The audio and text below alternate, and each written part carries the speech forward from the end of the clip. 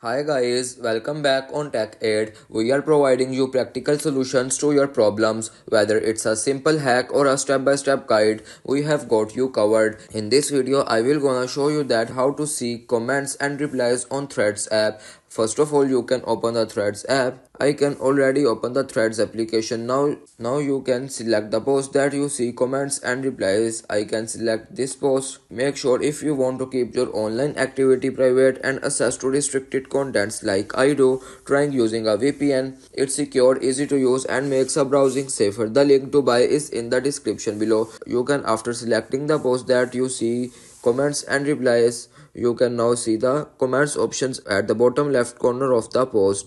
That is needing to like option, tap on it and you can just simply scroll down, and here you can see the replies and comments on Threads app on the post. If this tutorial helped, don't forget to like the video and subscribe for more practical solutions. Got questions or need extra help, drop a comment below and we will be happy to assist. See you in the next one. Thanks for watching.